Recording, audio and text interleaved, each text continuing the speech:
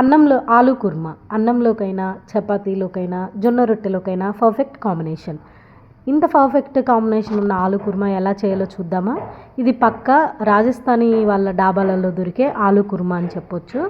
టేస్ట్లో ఎలాంటి వేరియేషన్ అనేది ఉండదు. సో చాలా సింపుల్ ఇంగ్రీడియంట్స్తో చేసుకోవచ్చు.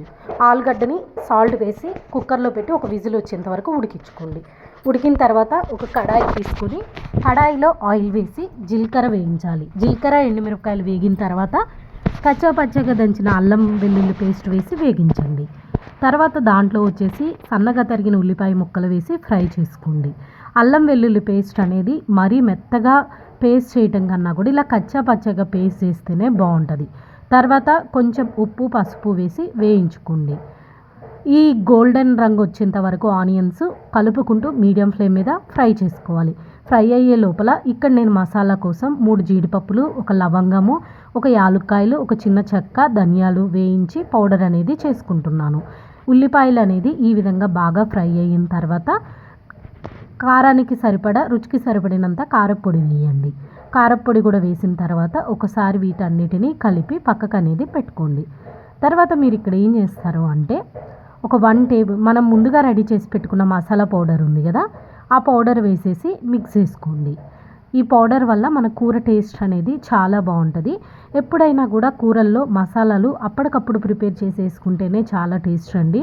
వాటిని ముందుగా ప్రిపేర్ చేసి మనం డబ్బాలలో స్టోర్ చేయటం వల్ల సో దాంట్లో ఉన్న టేస్ట్ అనేది అరోమా అనేది చేంజ్ అవుతూ ఉంటుంది. కాబట్టి ఫ్రెష్గా ప్రిపేర్ చేయడానికి ప్రిఫరెన్స్ ఇవ్వండి. తర్వాత దీంట్లో 2 టేబుల్ స్పూన్ల పెరుగు, తియ్య పెరుగు వేసేసి సిమ్లో పెట్టి ఆయిల్ అనేది పైకి తేలేంత వరకు సిమ్లోనే ఉడికించుకోవాలి. ఈ ప్రొసీజర్ అయితే చాలా ఇంపార్టెంట్. పెరుగు వేసిన తర్వాత మీరు హై ఫ్లేమ్ పెట్టారు అంటే పెరుగు ఇరిగిపోయి వాటరీగా తయారయ్యి కూర కన్సిస్టెన్సీ అనేది పాడవుతుంది. ఇక్కడ ఈ టిప్ అనేది గుర్తుపెట్టుకోండి. సో కూరలో ఈ విధంగా ఆయిల్ అనేది పైకి వచ్చిన తర్వాత మనం ఉడికించి పెట్టుకున్న ఆలుగడ్డ ముక్కలని వేసి ఒక 2 మినిట్స్ ఫ్రై చేసుకోవాలి.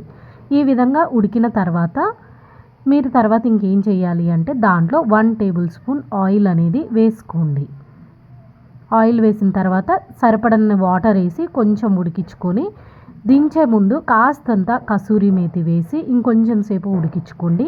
ఇక్కడ నేను కారం కోసము కొన్ని పచ్చిమిర్చికి జస్ట్ ఘాటు పెట్టి అలా వేస్తున్నాను. అలా వేయటం ద్వారా మంచి టేస్ట్ అనేది వస్తుంది. సో ఈ విధంగా ఆయిల్ పైకి వచ్చిన తర్వాత మాత్రమే కసూరి మేతి వేసి స్టవ్ ఆఫ్ చేశారు అంటే ఎంతో టేస్టీగా ఉండే ఆలు కుర్మా రెడీ. ట్రై చేసి ఎలా వచ్చిందో కామెంట్ సెక్షన్లో అయితే చెప్పండి. చాలా టేస్టీగా ఉంటుంది, చాలా రుచిగా అయితే ఉంటుంది.